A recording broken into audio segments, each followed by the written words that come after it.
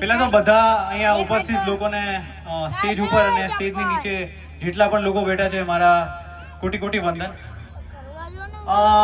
Nada, myself ઉજેશ Nada, અને હું as a software developer કામ કરું છું ગૂગલ હૈદરાબાદમાં.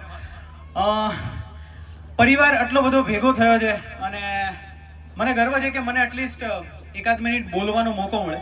તો એ મોકો છે ને એ પરિવારના લીધે મળ્યો છે, તો એના માટે તાલીઓ. સો બહુ સારી વાત ઘણા લોકો કહી ગયા કે પરિવાર એટલે ખાલી એટલું નહીં કે ભાઈ બહેન માતા પિતા, એનાથી પણ થોડું કંઈક આગળ હોય, એનાથી પણ એક સ્ટેપ આગળ આખું જોડાયેલું છે. તો એક લાઈન હું પરિવાર માટે એવું કહીશ કે કોઈ લાઈનમાં આઈ થિંક સ્પીચમાં એક મસ્ત વસ્તુ કીધી હતી કે જીવનમાં ખાલી એટલું જ ન હોય કે સારા દિવસો જ આવે, ખરાબ દિવસો પણ આવે, કદાચ મુશ્કેલીનો સમય પણ આવે. તો મુશ્કેલીના સમયમાં છે ને પરિવાર ઊભું રહે. તો એ મારા માટે મારા દાદા હતા પરબતભાઈ નાડા, એને કદાચ તમે ઓળખતા હશો. એ પછી મને એવરી ટાઈમ મતલબ જ્યાં જઈએ ત્યાં સપોર્ટ કરતા હોય મારા મા બાપ. અને હા, તો આ વસ્તુ હતી, એ વસ્તુ મારે પરિવાર માટે કહેવી હતી. સોરી, મેં સ્પીચ એટલી રેડી નહોતી કરી એટલે મારે જોવું પડે છે. મારે એક વસ્તુ બોલવી છે જે એજ્યુકેશન અને સ્કિલની વેલ્યુ શું છે. પપ્પા મને હંમેશા કહેતા હતા કે ભણેલું ગણેલું હશે ને કામમાં આવશે, અને ખાલી તારા માટે આવશે. એ બહુ સાચું છે, 100%. ભણેલી એક એવી વસ્તુ છે એજ્યુકેશન કે જે તમારી પાસેથી કોઈ લઈ નથી જતું, એ તમારી પાસે જ રહી. અને સ્કિલ, બહુ બધા છોકરાઓ બોક્સિંગ, રાઇફલ કે પછી બીજી અલગ અલગ એક્ટિવિટીઝમાં આવીને ગયા.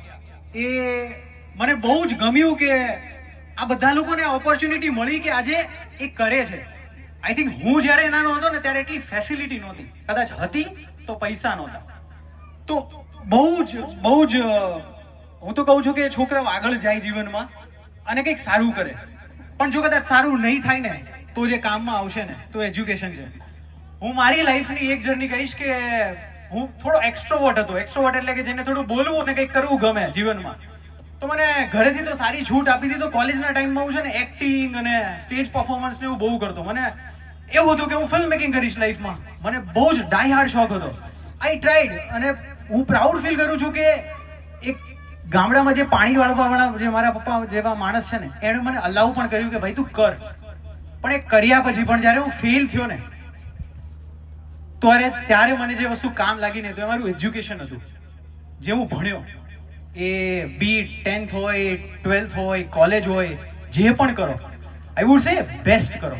ટ્રાય કરો. ના થાય એવું જરૂરી નથી કે 90% જ લાવવા, કેમ કે આમાંથી કોઈના 90% નહીં હોય એની મને ગેરંટી છે. કદાચ તો નહીં જ હોય. તો છે ને એ 90 અને 95% એટલે એ જ જરૂરી નથી લાઈફમાં. તમે જેટલું કરો ને એટલું તમારું બેસ્ટ કરજો. તમારી મહેનત તમને એવું લાગવું જોઈએ કે તમે 100% આપ્યું. જો એ 100% હશે ને તો તમે ગમે ત્યાં જશો. અને કદાચ એ 100%માંનો કોઈ એકાદા 2-4% જ મને કામ લાગી ગયા અને મને આઈ સુધી પહોંચાડ્યો. તો હા, મારા પપ્પા મને ઓલવેઝ કહેતા, ભાઈ એવું કામ કરજે કે 2 જણા તને પૂછે કે ભાઈ કેવી રીતે ભણ્યો તું, તો અને પૂછે ને તો કહેજે કે મારા મા બાપે મને સારી એવી મહેનત કરાવીને ભણાવ્યો. તો હું ઓલવેઝ કહીશ કે મારા પપ્પા ત્યાં બેઠા છે નારાયણભાઈ નાડા, કે એમણે હા એ મને ઓલવેઝ કહેતા સંડાસ બાથરૂમમાં કામ કરીને આ બધું ભેગું કર્યું છે. પણ હું તો કહું છું એમણે જે કર્યું છે બેસ્ટ કર્યું છે લાઈફમાં.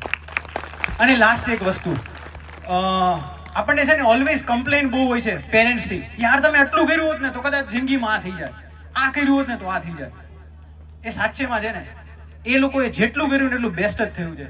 કદાચ હજી વધારે થઈ શકે એમ હોત ને તો કર્યું હોત, પણ આટલું બેસ્ટ છે. એટલામાં તમે છે ને સેટિસ્ફાઈડ થઈ જાઓ. કેમ કે જ્યારે તમે રિસ્પોન્સિબિલિટી લેવાની ચાલુ કરશો ને ત્યારે ખબર પડશે કે લાઈફના દરેક ડિસિઝન બેસ્ટ હોતા જ નથી. લાઈફ આ જ છે, સારા ખરાબ, પણ નીકળી જવું એ જ એક આપણો ઉદ્દેશ્ય છે. સો બસ, થેન્ક્સ અ લોટ. અને લાસ્ટ એક વસ્તુ કહીશ કે હું પોતે સોફ્ટવેર ડેવલપરમાં છું. તો પપ્પા મને એવું કહેતા હોય ઓલવેઝ કે ભાઈ તું કોઈને હેલ્પ કરજે, કેમ કે તને પણ કદાચ કોઈ હેલ્પ કરીએ છે. તો જો કોઈને હેલ્પ કે એવું કશું જોઈતું હોય, કોઈને નાનું મોટું ગાઈડન્સ જોઈતું હોય ને કોઈની લાઈફ બની શકે મારા guidance, I am happy to help.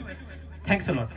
વાહ ઉજેશ વાહ, થનગનતો યુવાન ઘોડા જેવો. જો આ બાજુ યોજેશ, આ બાજુથી આવી જા. ખૂબ તાલીઓથી વધાવી. આ જુવાનડાઓ જો આપણે છૂટા મૂકવા ને અને આગળ વધવા દો. યોજેશ હવે સરસ. કેવલભાઈ ને વિનંતી